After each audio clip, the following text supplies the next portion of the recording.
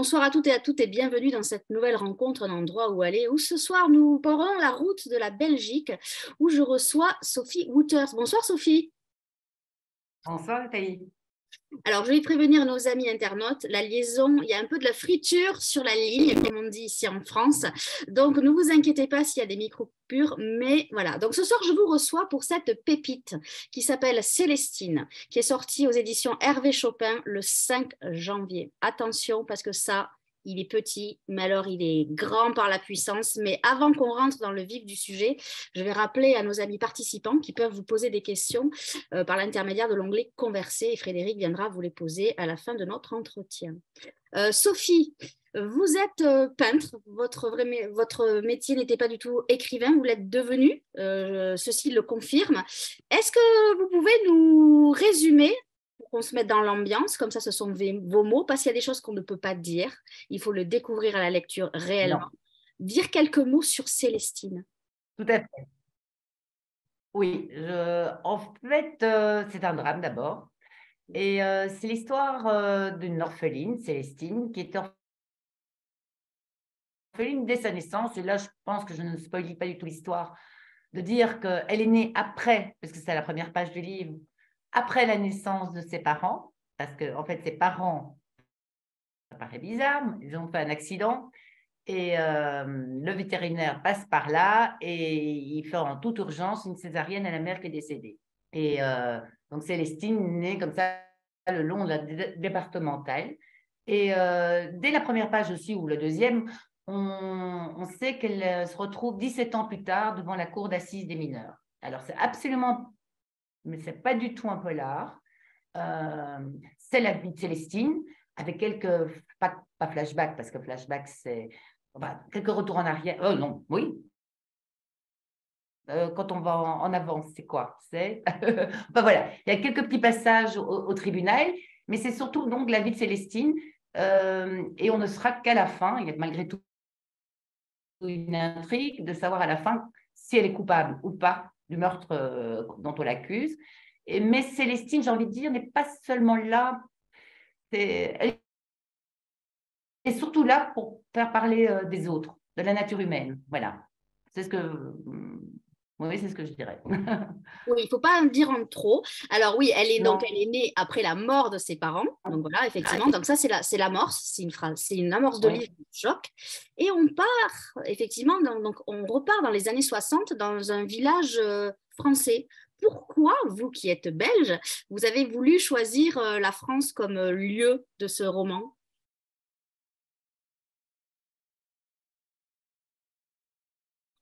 Alors, je ne sais pas si Sophie a entendu ma question. Je crois que la ligne Toulouse... Ah, si, ça y est, vous avez entendu ma question, Sophie? Oui, mais je dois vraiment me concentrer. Ce n'est pas une question piège, hein. La liaison entre la France et la Belgique est pas bonne. Donc pourquoi, donc je Donc, je me reformule. concentre pour. Voilà. Oui. Donc pourquoi la France et pourquoi ce milieu rural qui est si important et les années 60? D'abord, j'ai adoré les années 60. Vraiment. Je suis née en tout début 63. Et plus ça remonte dans le temps, plus j'ai de la mémoire. Et je ne suis pas nostalgique de nature, mais j'ai une certaine nostalgie des années 60. Donc, ça m'amusait de les placer dans les années 60. Et puis, bon, je ne peux pas expliquer, mais l'histoire n'aurait pas été possible aujourd'hui. Euh, et puis pourquoi la France? Parce que comme la télévision, elle est comment dire, un personnage comme les autres dans le livre, euh, l'ORTF, je ne veux pas critiquer les postes belges, mais c'était quand même assez plus glamour que nos postes. Et donc voilà. Et puis pourquoi la France? C'était fait aussi très naturellement. Voilà. J'ai passé beaucoup de temps en France quand même dans ma vie. Je ne sais pas si c'est fait naturellement. Alors, il n'y a pas que Célestine dans ce roman. Elle a été confiée à son oncle et sa tante, qui s'appellent Berthe et Aristide. Oui. Eux ils n'aimaient pas trop les enfants, en fait, hein, c'est ça. Donc, au début, c'est un peu N'en voulait pas. Il trouvait ça encombrant. Donc, Jean, alors votre écriture, je veux dire qu'elle est simple, mais moi j'ai l'impression que votre pinceau a été transformé en stylo parce que vous nous offrez un véritable tableau, même si les couleurs ont été remplacées par des mots, ce sont des véritables portraits. D'où vous sont venus ces personnages? Comment ils sont apparus dans votre tête? Oh, alors, pour Berthe, elle est née comme par magie, dès la première page. Je ne peux pas dire d'où elle me vient, mais elle m'est venue. Il n'y a pas beaucoup de personnages où je peux expliquer d'où ça me vient, sauf peut-être un personnage, tant pis, là, on se relie un tout petit peu l'histoire. Il y a un personnage qui s'appelle Adolphe Lallemand. Et là, oui, je sais précisément de quoi ça me vient, et je crois que ce serait peut-être amusant de le raconter. C'est que quand j'étais petite, je devais avoir 9 ans, je suis chez ma voisine et sur le buffet de ses parents, il y avait un avis de faire part, non, un avis de décès, où il était marqué Adolphe Lallemand. On a commencé à éclater de rire, mais un rire un peu jaune. Et je regarde la date de naissance et je dis, mais le pauvre, il est né avant qu'Hitler ait fait ce qu'il a fait. Et ça m'avait vraiment fort marqué. Et quand j'ai dû trouver un aigri dans le village, tout de suite, c'est Adolphe Lallemand, et je lui ai écrit une histoire. Voilà. Donc, de temps en temps, ça me vient de quelque part, et d'autres fois, je n'ai aucune idée. Et Célestine, vous la connaissez ou elle est vraiment c'est le fruit de votre imagination? Ou est-ce que c'est un mix un Le peu fruit de... total de mon imagination. Oui. Ouais. Alors, une question qu'on m'a souvent posée, qu'est-ce que j'ai de Célestine et Célestine a de moi? Parce que normalement, un premier roman, il paraît qu'on parle souvent de soi. Et moi, je disais au départ, pas grand-chose, où je croyais avoir plus d'Edith, sa meilleure amie. Et puis, le temps avançant, après, maintenant, il est sorti en Belgique en avril 2021, j'ai eu énormément de discussions avec des gens, j'ai reçu des mots. Et puis, plus le temps avançait, plus je me disais, mais en fait, j'ai beaucoup plus de Célestine que ce que j'imaginais. Et puis maintenant qu'on est quasiment 2 ans après, un peu moins, je me dis, mais c'est quelque part, j'ai bien plus que de Célestine que je l'imagine. Mais c'est vraiment à travers les conversations que j'ai avec les lecteurs et les messages qu'ils m'ont envoyés que j'ai découvert que je le ressemblais plus. Mais comme je suis un personnage, enfin, je suis quelqu'un plutôt d'exubérant, je suis plutôt ma face cachée, j'ai envie de dire, Célestine. Alors Célestine, elle est Voilà. toute calme. Mais j'ai aussi des dites. Elle est. Elle est toute calme, Célestine. Elle a une Voilà, enfance. c'est ça. Et moi, je suis une speedée. Donc, vous voyez, Ah, ça, là. je ne sais pas. Je ne dirais pas à vous faire un comparatif. On peut le remarquer, je pense très vite. Alors, on est très Et, intrigués. On est très intrigués depuis le début du livre, puisque on se retrouve, quand on tourne la première page, on se retrouve à la cour d'assises. On est en 1973, où justement elle est accusée de quelque chose. Et vous revenez oui. après sur toute son enfance. Et quand on parcourt le livre, alors il est très court, c'est 128 pages, mais 128 pages qui détonnent. Hein, je veux dire, il y a de l'intensité. Moi, je vous ai dit, il y a de l'intensité dans la lenteur. Moi, votre livre, il me fait penser à un film de Chabrol. C'est complètement ça. Comment vous avez fait pour retranscrire cette C'est un tranche de vie? magnifique compliment. Parce que c'est une tranche de vie que vous nous offrez. Comment vous est venue la matière et surtout pour faire cette lenteur, mais qui d'une puissance?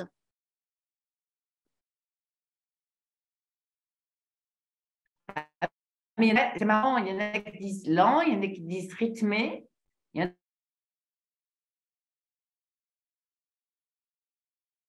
Mais c'est pas qu'il y a des lenteurs. Moi, je pense pas que c'est des lenteurs. En fait, il y a quelqu'un qui m'a dit un jour qu'il aurait aimé, une seule personne m'a dit qu'il aurait aimé avoir une description un peu plus psychologique de Célestine. Célestine, c'est la seule que j'avais envie qu'on découvre à travers ses faits et gestes. Je n'avais pas envie de dire Célestine est comme ceci, elle est comme celle-là. J'avais envie, oui, qu'on la découvre tout au long du livre. Quand elle ouvre le cadeau de sa meilleure amie, la lenteur qu'elle prend pour ouvrir ce cadeau, cette patience qu'elle a. Je préférerais parler d'elle à travers ses actes, qu'on la devine quelque part.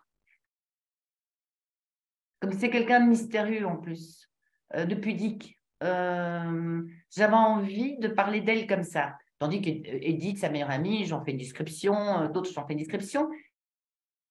mais je n'avais pas envie de le faire pour Célestine. Quand je parle de lenteur, Sophie, c'est comme dans Chabrol, c'est-à-dire que la lenteur, c'est pas une vraie lenteur, mais je veux dire, nous, Ouais. lecteurs, ça monte. On se dit, mais qu'est-ce qui s'est passé pour qu'elle se Ah oui, retrouve non, mais là? Chabrol, pour Qu'est-ce moi, qui s'est passé. Voilà, c'est dans ce sens-là. C'est pas du tout un reproche ni quoi que ce soit. ouais, Justement, je trouve que là, ça a une utilité dans l'écriture. Vraiment, votre écriture, c'est voilà. Alors vous peignez, oui. vous écrivez. C'est quoi le plus difficile? Est-ce que c'est une continuité? Est-ce que c'était logique de passer à l'écriture après la peinture?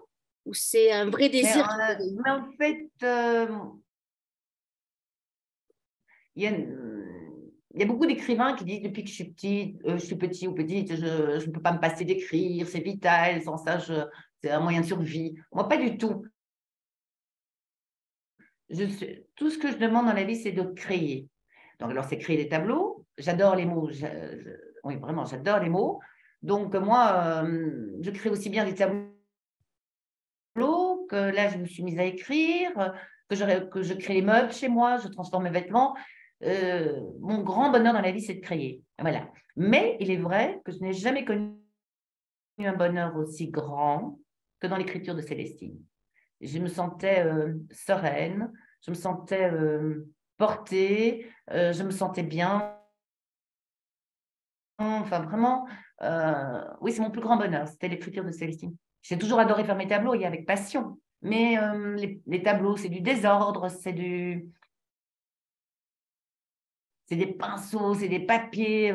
Et surtout, comme mon atelier, c'est mon appartement, des fois, ça me rend folle. C'est-à-dire, j'ai de la passion, mais ça me rend folle d'avoir un tel désordre. Tandis que là, je vivais avec mes personnages, j'étais dans ma petite bulle et je me sentais, oui, oui, pleine et vraiment heureuse. Et oui, j'ai adoré ça. Donc, quand on me demande est-ce que tu vas continuer tes tableaux ou tu vas réécrire un livre, j'aime trop la liberté que pour répondre à cette question, mais je, je pense qu'au niveau de l'écriture, je ne vais pas en rester là parce que j'ai eu trop de bonheur. Voilà.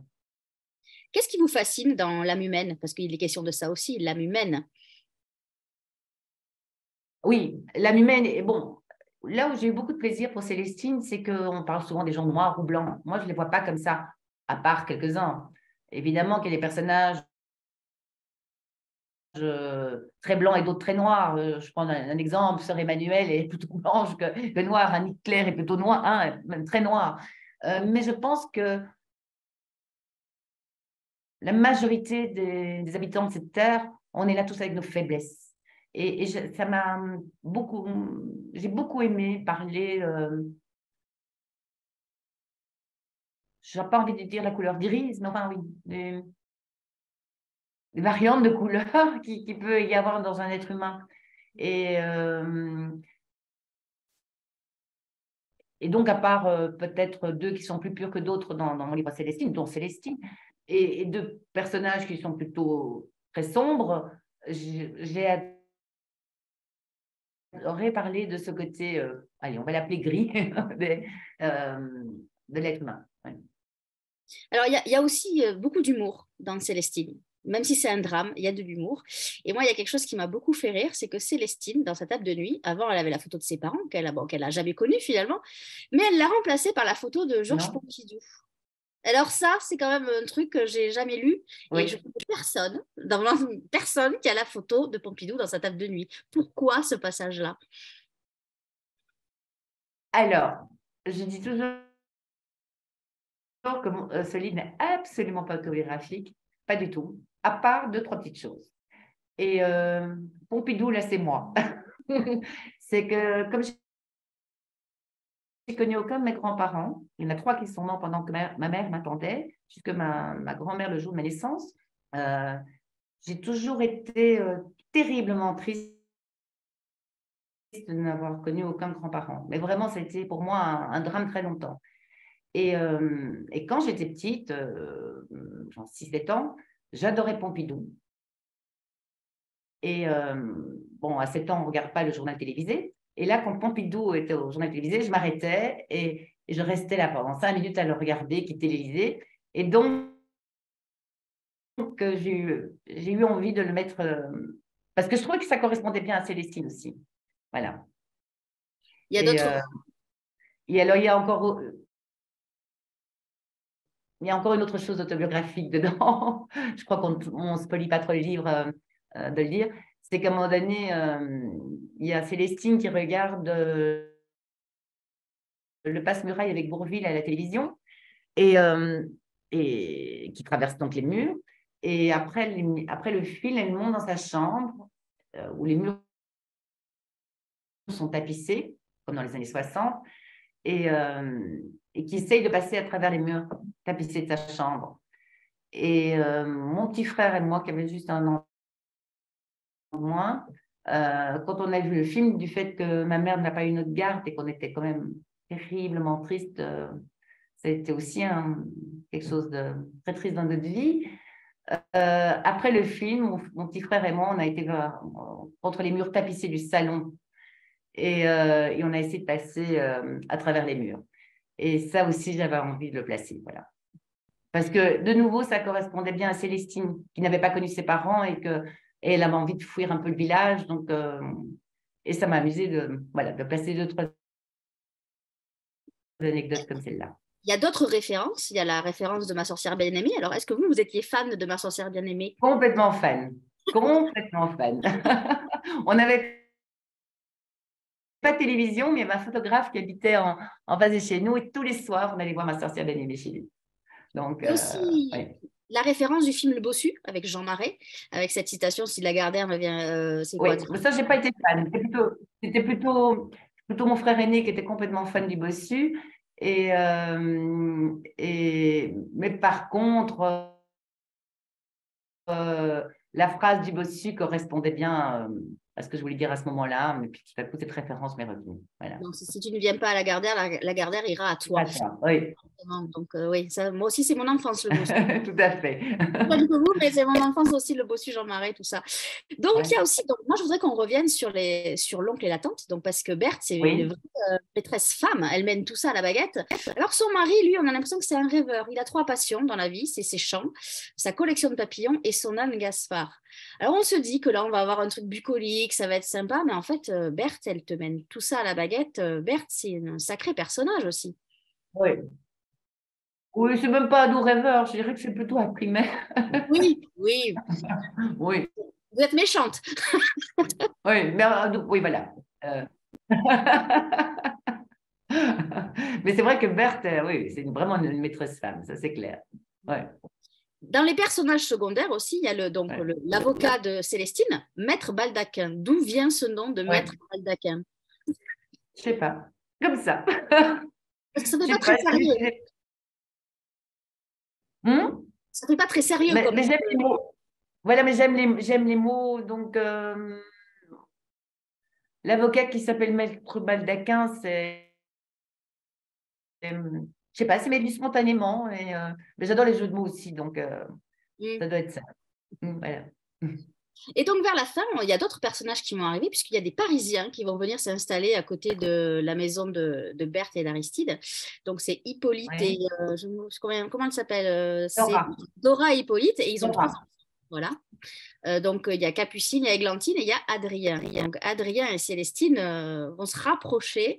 Est-ce que cette note-là c'était pour faire de la lumière, un peu d'amour, pour alors, il y a de l'amour, hein, parce qu'effectivement, même si au début, Berthe, elle n'est pas très attachée à Célestine, il y a quand même le fil rouge de l'amour. Est-ce que ça, c'était pour finir sur une note plutôt Oui. lumineuse? Je ne sais pas, parce qu'en fait, et c'est très étrange, enfin très étrange, je ne pense pas, c'est que quand on commence à créer nos personnages, on sait plus ou moins où on veut les mener, évidemment. Moi, je connaissais ma chute dès les premières pages, je savais que ce serait cette chute-là, mais en même temps, les personnages nous guident. C'est-à-dire, une fois qu'ils sont créés, ils s'affinent, et quelque part, c'est eux, à un moment donné, qui nous prennent par la main. Et donc, des fois, il y a des choses que je n'avais pas prévues, que j'imbrique dans mon livre. Mais évidemment que je savais qu'elle allait connaître une grande histoire d'amour. Oui, ça, je le savais. Mais c'est pas pour ça que je savais encore tout à fait la personnalité de son petit ami. Je me suis laissée guider par eux, même si je savais où j'allais. Il représente quoi le mot espoir pour vous? Parce que l'espoir, c'est aussi l'autre fil rouge de ce roman, j'ai envie de dire, quelque part en filigrane. Il y a de l'espoir. Célestine, elle a envie d'espoir. Donc ça représente Oui, quoi? mais parce que sans espoir, je pense que l'on meurt. Vraiment. Je pense que quelqu'un qui n'a plus d'espoir n'a qu'une seule envie, c'est de mourir. Enfin, me semble-t-il. Je ne sais pas, c'est personnel. Euh, il y a l'expression l'espoir fait vivre, mais je pense vraiment que l'espoir fait vivre. Même quand tout va très très mal, si même il y a une toute petite lumière d'espoir, une toute petite, on s'y accroche. Donc pour moi, l'espoir, c'est primordial, primordial pour avoir le goût de vivre. Encore aujourd'hui, avec tout ce qui se passe de triste, si on n'avait pas d'espoir, ce serait une catastrophe. On espère quand même que le monde va être sauvé. Je vais rebondir sur ce que vous avez dit juste avant. Vous avez dit que vous connaissiez la chute dès le départ de votre livre. Est-ce que c'est pas justement, c'était pas un peu Oui. casse-gueule, parce que bon, on va pas raconter la chute parce elle est terrible. Il faut vraiment lire Célestine. Est-ce que c'était pas un petit peu dangereux? Est-ce que vous avez pas failli être emporté par cette chute qui est grandiose en fait? J'ai dû m'efforcer de la maintenir plutôt. Je ne sais pas si je me fais bien comprendre. Oui, moi je comprends ce que vous dites. Voilà. Oui, mais il n'était pas question que ça termine autrement. Et sans divulgacher l'histoire, c'est vraiment pour ceux qui liront, ceux qui l'ont lu, pour mettre en exergue cette chute brutale. Je pèse mes mots parce qu'il ne faut vraiment pas la divulgacher. Non, je crois que c'est trop dangereux de parler, mais enfin voilà. C'est vraiment pour mettre en exergue quelque chose que je l'ai fait si brutalement. Voilà. Et vous l'avez écrit en premier la fin ou vous l'avez vraiment cette fin, cette chute, vous l'avez écrit en premier ou vous l'avez écrit naturellement? Non, mais je me rappelle que je pense que, si je me souviens bien, que j'ai écrit mon texte et à un moment donné, j'avais les mots pour cette chute. Je crois que j'ai été écrire ma dernière page à un moment donné. Et donc, quoi qu'il arrivait, il fallait que j'en arrive là. Je ne sais pas si je me fais bien comprendre. Si, si, si, c'est bon, Et, tout à coup, on a une illumination pour savoir comment l'écrire. Et, et ça m'est arrivé avec un autre manuscrit que j'ai laissé dans le tiroir. Je n'écris pas la chute tout de suite, mais à un moment donné dans l'histoire, je sais que c'est le bon moment pour écrire déjà ma chute. Alors, ce livre, vous l'avez écrit en 2021, là on est en 2023, il vient juste de sortir en France, puisqu'il est sorti en Belgique. Oui. Est-ce que Célestine est toujours sur votre épaule? Est-ce qu'elle vous hante? Est-ce qu'elle est toujours là? Ou ça y est, bon là vous repartez dans la promo pour la France, mais est-ce que... Ben, c'est pas qu'elle me honte, mais il y a eu tellement de choses autour de Célestine, ça a été un tel succès en Belgique, un succès fou, que j'ai l'impression qu'elle me porte bonheur. Enfin, j'ai un jour dit à la télévision, des fois je regarde la couverture, je me dis, mais qu'est-ce que tu es en train de me faire, toi? Parce que c'est tout le temps, on me demande tout le temps, hein, c'est pour quand ton prochain, c'est pour quand ton prochain. Moi j'essaye, mais Célestine me prend beaucoup de temps encore, énormément de temps. Encore il y a une semaine, il y a eu une demi-page dans un journal belge, j'ai dû aller là, j'ai été interviewée, séance photo, etc. Donc elle me prend beaucoup de temps, oui, Célestine. Donc pas beaucoup de temps pour écrire le prochain. Alors vous avez une compatriote qui vous a fait un très beau cadeau. Je vais partager à l'écran la couverture pour qu'on voit bien. Oui, magnifique. Euh, Ouais. Voilà, donc c'est Amélie Nothomb qui a écrit Cette nuit, j'ai lu Célestine. Ton texte m'a bouleversée, je n'ai pas pu m'arrêter, je te dois une nuit blanche. Est-ce que c'était voulu d'avoir. Alors, Célestine, c'est un roman pour adultes, hein, qu'on ne fasse pas l'amalgame avec Célestine, le livre pour enfants. C'est vraiment un drame, c'est terrible, c'est un cauchemar. Exactement, ouais, Je absolument pas. préfère le Ouais. dire. Il est magnifique ce bandeau, ce cadeau. C'était. Vous l'avez pris comment ce cadeau? Oh, bah, c'est juste exceptionnel, exceptionnel. C'est en fait quand elle a lu le livre, elle m'avait écrit une lettre, j'ai reçu 2, 3 jours après, hein, elle a lu tout de suite, et j'ai reçu une lettre fabuleuse, qui était beaucoup plus longue, bien sûr, que cela.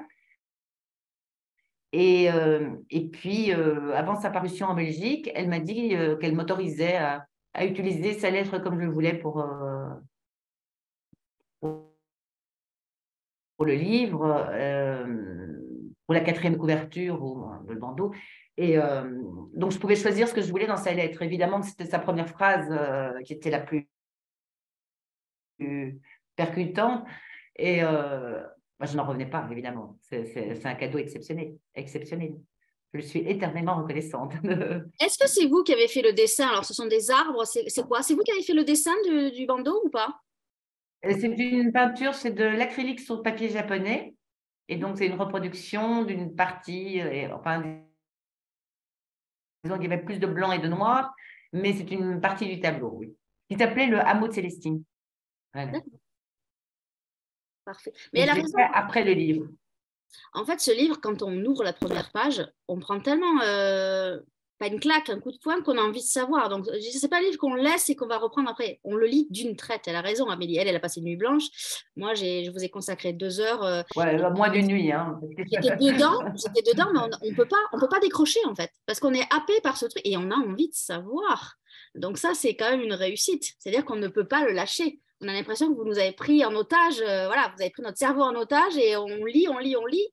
Et à la fin, effectivement, cette chute grandiose. Mais, cher ami lecteur, je remonte cette petite pépite, Célestine. Il faut absolument aller en librairie pour l'acheter. Donc, maintenant, vous nous avez dit que vous alliez continuer l'écriture. Est-ce que ça met la pression quand on... Alors, en plus, vous avez eu un prix, vous avez eu le prix Chapelle pour ce livre, c'est ça? Si je suis bien renseignée. Deux prix. Le prix. Le prix Chapelle, qui est le prix de la chapelle musicale Reine-Élisabeth. Le prix littéraire, parce que c'est un endroit où c'est la musique hein, qui est mis à l'honneur, hein, enfin, voué à la musique. Et puis le Mannequin Prix du prix de l'auteur bruxellois de l'année 2022. Voilà. Et alors, ça met la Il a été pression. en liste pour d'autres. Ça met la pression pour écrire un deuxième roman ou pas du tout? Ça met la pression et pas. Parce que comme je n'ai pas signé ni avec mon éditeur belge, ni avec mes éditeurs français pour et que, comme je l'ai dit tout à l'heure, j'adore la liberté, je ne veux surtout pas être sous la pression de devoir écrire un deuxième. Parce que je sais que quand je suis dans l'obligation de faire quelque chose, je suis beaucoup moins bonne. Donc, quand on me dit à quand ton prochain, je dis, je me demande, je demande à tout le monde de ne pas en parler et qu'on me laisse profiter de mon bonheur avec Célestine. Et évidemment que j'ai encore envie d'écrire et j'écris quand j'ai un moment, mais je n'ai pas envie de sortir un deuxième dans l'urgence. Il prendra le temps qu'il faut, c'est ça que je veux dire. Est-ce que vous avez dessiné le portrait Dans 1 an, dans 2 ans, dans 3 ans, mais je n'ai pas à en faire sortir un pour... non, pas question.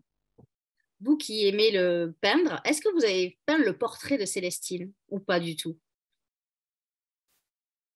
Non, pas du tout. Pas du tout. Vous Je la suis pas dans visualisez? l'abstraction. Hein. Vous la visualisez? Vous savez comment elle est, à quoi elle ressemble? Oui, oui, tout à Ouais. fait, tout à fait, tout à fait. J'ai même une photo d'une petite fille sur sur mon smartphone. Oui, c'est tout à fait. Oui, oui, je la visualise complètement. Oui. Tous les personnages, est-ce qu'il y en a un que vous aimez plus que d'autres? Ça, c'est difficile, hein, mais... Berthe, je la visualise aussi complètement. Et puis, non, non, il y en a plusieurs que je visualise très, très bien. Hein. Surtout Berthe, surtout Célestine, plus ou moins Edith, Aristide aussi, évidemment. Tous, quoi. Les parents d'Edith, tout ça. Non, ouais, Dora, tout à fait. Dora, complètement. J'imagine complètement. Non, non, non, non, la plupart, je les visualise, évidemment. Ouais.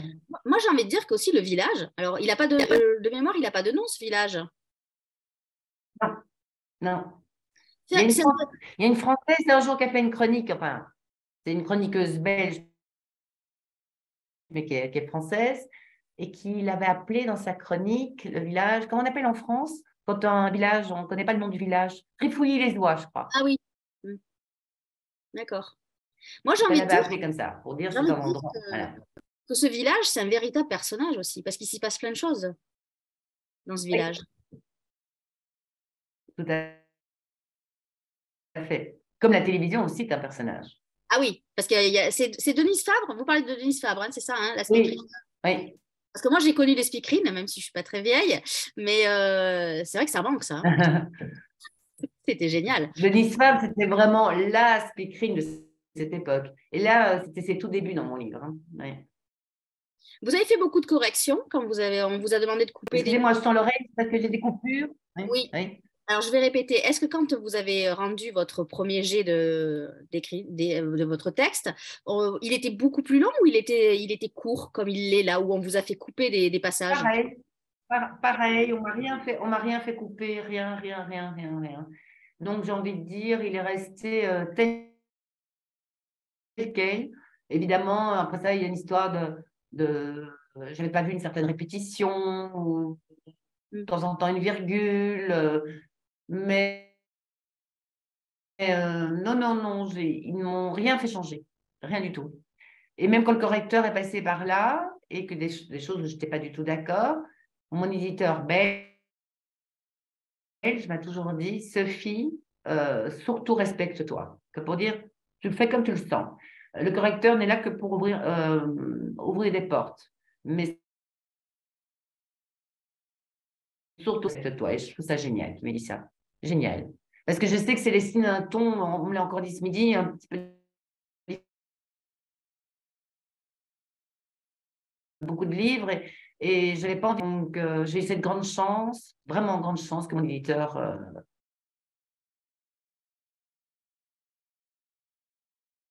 Ça coupe, je ne sais pas il si vous laissait m'entendez. complètement carte blanche. Et il n'a rien coupé. C'est un Alors, peu chaque fois pour écouter. Oui. est-ce que vous pouvez juste répéter ce que vous avez dit sur Célestine à un ton parce que ça a coupé et on n'a pas entendu du tout ce que vous avez dit, si vous m'entendez. Un petit peu compliqué ce soir, mais les aléas des connexions Internet. Donc, je ne sais pas si Sophie, vous m'entendez. Oui. Vous m'entendez, Sophie, ou pas? Oui.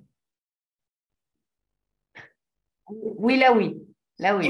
Est-ce que vous pouvez juste répéter ce que vous avez dit sur Célestine à un ton parce qu'après, ça a coupé et on n'a pas la fin de votre phrase.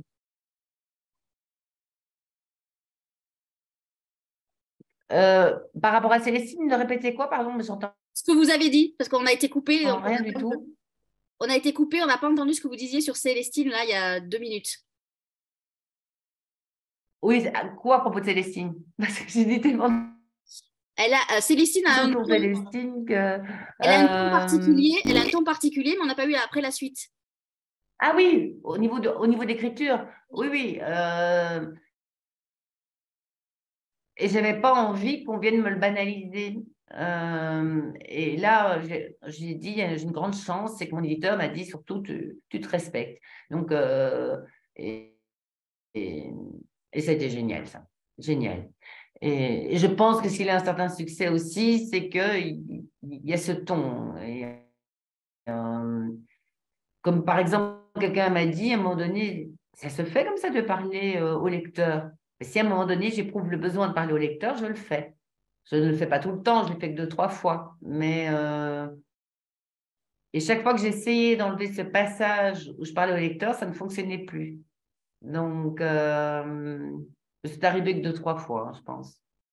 Je voudrais que vous nous expliquiez, parce que donc, vous avez sorti votre roman avec un éditeur belge. Là, vous êtes entre les mains des éditions Hervé Chopin en France.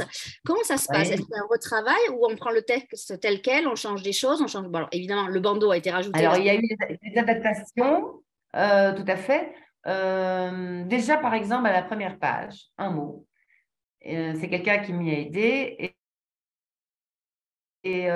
Parce qu'évidemment, en tant que Belge, même si je me renseigne sur Internet, etc., on n'a pas le même langage. Hein. C'est un peu comme le Québec, la Belgique et la France. On parle, c'est 3 pays qui parlent français, mais on n'a pas le même français. Et dans ma tête, Célestine naissait le long d'une départementale et pas le long de la route principale, mais j'avais mis principale en imaginant départementale. Donc là, on a mis départementale. Mais par exemple, il y a un Aristide qui met ses papillons sur la frigolite. Il paraît que les Français ne savent pas ce que c'est la frigolite. Honnêtement, moi, je ne sais pas non plus. On écoute, Alors, le son. c'est pas votre Alors, on va peut-être, réponse. le temps que, le temps que Sophie revienne avec le son. Vous Ah, m'entendez ou pas? oui, ça coupe, Mais ça non, coupe. mais je suis là. Bon. Ça coupe. On vous entend pas très très bien. Bonsoir à tout le Non. monde.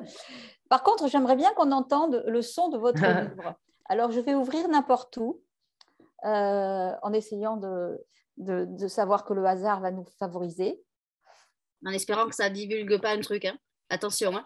Mais je vous Bah, entends. tu feras stop, stop. Ils apprirent qu'elle était orpheline, qu'elle n'avait point de frères et sœurs et qu'elle était élevée par de lointains parents. La secrète et pudique Célestine ne leur raconta pas l'étrange contexte de sa naissance, ayant décidé de laisser cette fois le champ de coquelicots bien de côté. Quant à eux, ils l'avisèrent que leur maison serait prête pour les accueillir au début du printemps, qu'ils y viendraient tous les samedis après-midi jusqu'au dimanche soir et qu'ils y passeraient aussi une bonne partie des congés scolaires. Capucine lui demanda où elle habitait. Célestine pointa sa maison du doigt. « Nous sommes donc voisines, nous habitons le même chemin » s'écria la petite Parisienne. Adrien se mit à lui expliquer qu'il ne se sentait en rien dépaysé en ces lieux.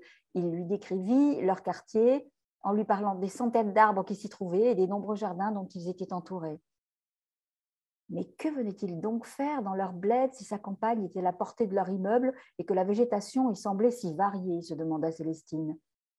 Question qu'elle était, vous l'admettrez, bien en droit de se poser. Adrien s'abstint de lui raconter que cette artère avait été surnommée l'avenue Bosch pendant la guerre, pour avoir vu plusieurs de ces immeubles réquisitionnés pour les affaires juives et la Gestapo, et que des prostituées se baladaient quotidiennement aux alentours. Mais il ajouta, pour y mettre de la poésie, que Marcel Pagnol l'avait habité et que le prince Régnier et Grace Kelly y séjournaient souvent, ce que, bien sûr, Célestine s'empressera d'aller raconter à sa tante. Subitement, elle demande à l'heure. Elle avait vu qu'Adrien portait une de ces fameuses montres dont la publicité n'arrêtait pas de passer à la télévision et dont elle adorait le slogan. « Vous changez? Changez de Kelton ». Cette phrase la faisait à chaque fois autant rêver que celle d'Hollywood, Chewing Gum et sa fraîcheur de vivre, toutes deux ne venant qu'amplifier sa grande envie d'évasion. « Il est 12h23, lui répondit Adrien. Célestine réalisa qu'il était grand temps d'y aller. Gaston et Simone, les parents d'Édith, étaient pour l'heure du repas taillés dans le même bois que la tante Berthe. Ils ne supportaient pas le moindre retard. Elle dut donc, bien à regret, les laisser. Ça va, je n'ai rien révélé? Non, rien révélé. Juste une info que j'ai oubliée et qui est assez drôle, c'est que justement Berthe, elle a une passion pour le Gotha et elle lit Point de vue. Et ça, c'est aussi très très drôle. On est plein dans les années. Elle enlève son tablier pour lire son Gotha. Oui, c'est vrai, elle enlève son tablier. C'est bien sûr. C'est belle. Ça fait belle pour lire son Gotha, oui. Il y a un côté très années 60, 70 avec le côté pub, avec le côté… c'est marrant comme tout de suite, même dans un extrait, ça situe les années. Je n'entends pas la question. Je vous disais, il y a un côté très pub qui situe les années. Enfin, on sait tout de suite dans quelles années on est. Mais disons que c'est tout ce qui a un petit peu marqué ces années-là. Hein, je veux dire, en tout cas, personnellement, moi, je me rappelle très bien de ces deux publicités d'Hollywood Chewing Gum. Et c'est vrai que pour les jeunes, on avait envie d'être entouré de copains, on a envie de sauter dans l'eau comme eux et avoir toute une bande de copains. Et elles étaient assez réussies, ces deux publicités. Donc, j'ai pris ces deux-là parce que, oui, je trouve qu'elle marquait bien ces années 60. Alors, il y a une fidèle de nos rencontres qui demande « Est-ce que vous aimeriez que votre livre soit adapté au cinéma, puisqu'il y a un univers chabrolien dans votre ouvrage? Après la peinture et l'écriture, l'univers animé. Est-ce que ça vous parle ?» Mais en fait, il y a des centaines de personnes qui m'ont dit qu'ils étaient convaincus qu'il terminerait en film. Moi, je ne peux rien imaginer. On verra bien. Mais c'est vrai que, bon, mais c'est comme avec le livre de quelqu'un d'autre. Je peux me faire un casting aussi dans la tête. Mais c'est vrai que j'ai mon casting d'acteur dans la tête Ah, pour Célestine. alors ça nous Ouais. intéresse. C'est qui Célestine? Ce serait qui Célestine comme acteur? Actrice comme actrice? Alors là, Célestine, ça, il faut faire un casting, hein. Il faut la trouver, il faut trouver une petite fille. Elle, c'est impossible. Mais pour les adultes, oui. Non, j'ai quelques noms dans ma tête. Balancez les noms, Sophie, balancez. Balancez les noms. On veut Bon, des ben, noms. Berthe, Yolande Moreau. Ah, pas mal, pas mal. Ouais, je valide. Euh, alors, il y a Aristide, un de ceux qui, comment dire, de la bande des chiens pourrait très bien François jouer Morel. Aristide. François Morel, C'est-à-dire peut-être. que certaines personnes non, pas François Morel. Non, pas François Morel. Non, et les deux autres dont je ne connais pas Mm. les noms. Et Edith, bon, elle est trop âgée, mais j'ai envie de dire le genre de physique et de personnalité comme Lou Doyon. Mm. Ça lui irait bien, mais elle est trop âgée. Enfin voilà, quelques noms. Le père d'Adrien, peut-être Patrick Bruel comme il était dans le prénom. On connaît bien les Bon, allez, nouvelles. on arrête. Nora, j'ai aussi un personnage, mais bon, on va arrêter de faire le casting. Alors, en fait, j'aimerais bien vous lire un passage que vous connaissez parfaitement bien d'un peintre, un petit extrait d'un peintre, et qui me semble aller formidablement bien avec Célestine. Un jour, je peignais, le noir avait envahi toute la surface de la toile, sans forme, sans contraste, sans transparence. Dans cet extrême, j'ai vu en quelque sorte la négation du noir. Les différences de texture réfléchissaient, plus ou moins faiblement la lumière, et du sombre émanait une clarté, une lumière picturale, dont le pouvoir émotionnel particulier animait mon désir de peindre. Mon instrument n'était plus le noir, mais cette lumière secrète venue du noir. Alors, évidemment, J'adore ce texte. vous savez qui écrit ça? Oui, c'est Soulage, et c'est dans un texte plus de livre de Delphine de Vigan, un texte qu'elle utilise pour parler de sa famille. Est-ce que vous ça voyez m'avait un marqué à lien? l'époque parce que j'adore. Est-ce que vous voyez un lien entre ce noir et cette lumière et ce livre Célestine que vous avez écrit? Ben oui, parce qu'il y a une chose, c'est que Célestine, souvent on me le dit et je le pense, on dit qu'il y a autant de son de lumière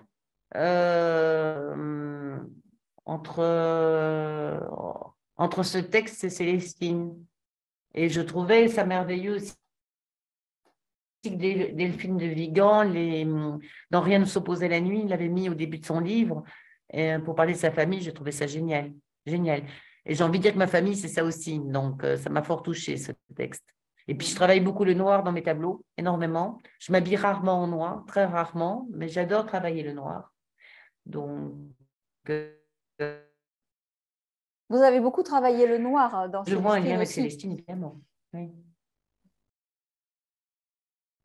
Oui, mais j'aimais bien de passer de sombre à la lumière, puis alors on pourrait se dire qu'est-ce que tu viens faire l'humour dans un drame, mais je trouve que, de nouveau, c'est comme l'espoir tout à l'heure, moi, sans humour, mais je meurs, quoi, c'est pas possible, j'ai trop besoin d'humour, et l'humour m'a sauvé de plein de choses dans la vie, donc oui, j'aime bien ce mélange de sombre, de lumière, d'humour, j'aime ça, quoi. Et même dans mon prochain, s'il sort un jour, c'est pareil, c'est aussi sombre que lumineux, que Oui, je ne peux pas me passer de l'humour, ce n'est pas possible.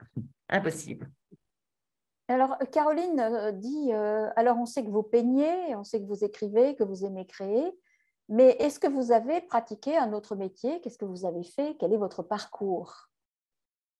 Ah non, moi, c'est vraiment artistique. Oui, j'ai été travailler quelques années parce que quand mon fils, par exemple, était adolescent et qu'il fallait payer les sports d'hiver d'école et j'avais trop de frais, ma vie d'artiste ne suffisait pas pour… enfin, je ne gagnais pas assez que pour lui offrir tout ça. Et comme je voulais qu'il manque de rien, j'ai été travailler 2 ans chez un avocat. Voilà, j'ai eu comme ça des petits passages. Euh, mais sinon, ma vie, c'était vraiment voué à l'art. Ça fait, oui, plus de 30 ans que je ne fais que créer, oui. Vous avez su, toute petite, que vous vouliez peindre, écrire, créer? Toute petite, je me rappelle que j'avais j'allais au cours de dessin, j'avais même pas 4-5 ans.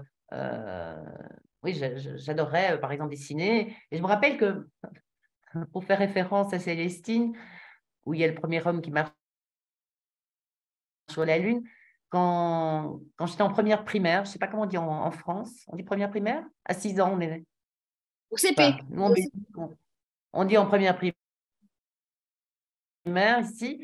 On devait dessiner le premier homme sur la Lune et je me rappelle que quand j'ai fait mon dessin, le professeur m'a demandé d'aller le montrer dans toutes les classes. Et j'étais hyper gênée, j'allais te dire à tous les bords, je vais me mettre sur l'estrade et montrer mon dessin. Donc, et puis le français, pour parler des mots, c'est la seule branche où j'ai toujours tout réussi. Pour les autres matières, ce n'était pas ça. Donc voilà, j'ai toujours su que, oui, j'ai toujours aimé créer, j'ai toujours adoré dessiner et j'ai toujours adoré les mots, en gros. Votre premier choc de lecture? Mon premier… Oh, ça je peux le dire. J'ai adoré, je devais avoir 17 ans, Le Comte de Monte-Cristo de Dumas. Pendant une semaine, j'ai lu les 3 tomes de 500 pages. Je n'ai plus vu aucun copain. J'étais enfermée dans ma chambre. C'était à la fin des examens.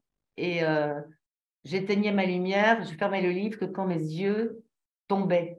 C'est-à-dire que j'ai vécu avec Edmond Dantès pendant une semaine. J'ai fait que ça. Pour moi, j'ai jamais été aussi embarquée. J'étais vraiment embarquée dans cette histoire. C'est extraordinaire. Oui, ça reste mon plus beau souvenir. Après ça, j'ai eu d'autres lectures très différentes, mais c'est un grand, grand souvenir Vous l'avez relu? pour moi, le Comte de Monte-Cristo. Je ne l'ai jamais relu, non. Non, non, non. Mais La peur de bouleverser le premier souvenir, peut-être? oui, je sais pas, c'était tellement magique que je préfère rester sur cette magie. Oui, c'était encore aujourd'hui, j'y pense, je me revois avec ma petite lumière dans ma chambre et vraiment, comme je viens de dire, je n'éteignais que quand c'est plus possible de garder les yeux ouverts. Et comme je disais aussi, plus aucun copain m'a vu pendant une semaine. On se demandait où j'étais passée. Voilà, c'est avec Edmond Dantès. C'est drôle que vous disiez ça alors que Amélie, elle, n'a pas fermé les yeux avec votre livre, puisqu'elle vous doit une nuit blanche. Oui, mais le mien, il est petit et Monte Cristo, c'est tout ça. Hein. Il est là, derrière moi, justement. C'est tout ça. Ah, Hein. vous Donc, l'avez toujours. oui, ils sont derrière moi.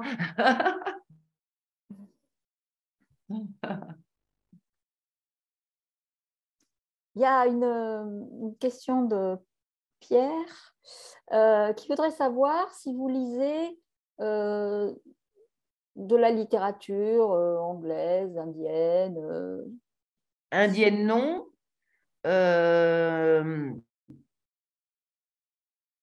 Ou vos goûts, on va Non, dire, mais je lis plein de internationaux. choses très, très, très différentes. Non, internationaux, pas tant que ça, non. Non, pas tant que ça. Oui, ça m'arrive évidemment, mais Vous lisez plus de livres en français que de livres c'est vrai qu'ils sont traduits? plutôt français.